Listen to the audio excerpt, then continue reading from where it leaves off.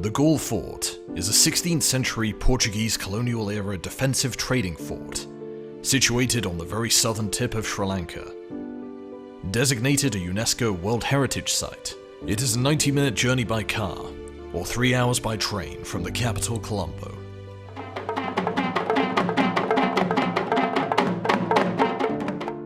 Even before the Portuguese, Ibn Battuta had passed through Galle. However, the fort was originally conceived and built by the Portuguese in 1588. The defensive walls of the fort had humble beginnings, with its outline initially consisting of a simple earthen structure, ringed by a wooden palisade. The Portuguese were superseded by the Dutch in 1640. The Dutch were instrumental in fortifying and improving the structure using coral, stone and granite, to bring it to the scale of the formidable fortification we see today. They proceeded to encircle the entire peninsula with stone ramparts and included 14 defensive bastions at strategic points. The fort is by now an important trading post via the auspices of the Dutch East India Company, with the country's spices of cinnamon and pepper going through here. The fort gradually grew into what is essentially a walled city of approximately 52 hectares.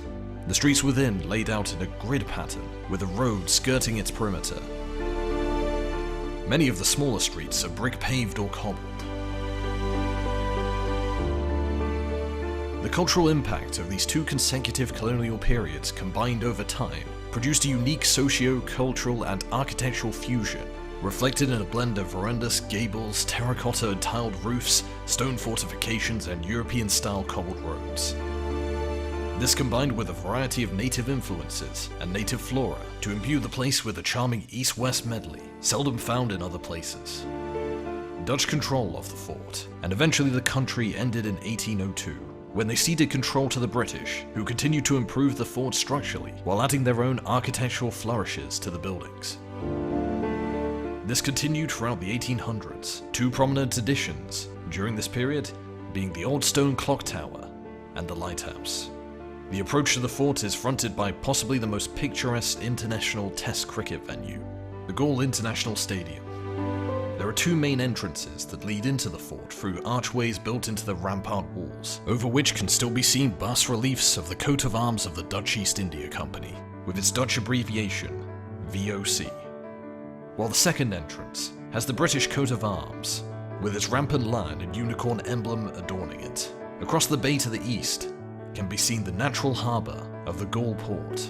Used since time immemorial as a trading post, it is today recognised as one of the world's best attractions for yachting.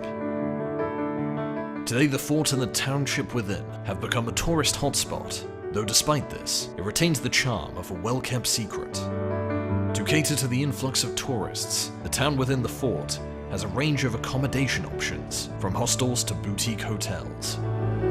The old Dutch hospital has also been restored and converted into trendy restaurants and a shopping centre, and today continues in its own incarnation to offer treatment, albeit in the form of retail therapy. The square in front of the Dutch hospital is the venue for the weekly good market, an eclectic mix of art, sculpture, and healthy local food. Of particular architectural and historic significance, and considered a must-see by visitors, are the old Dutch Reformed Church, built in the Baroque style in 1755, and the All Saints Church, built by the English in 1821. The Galle Fort Library bears the distinction of being the oldest library in Sri Lanka, and the National Maritime Museum, which is located in a 1671 Dutch warehouse, are also well worth a visit.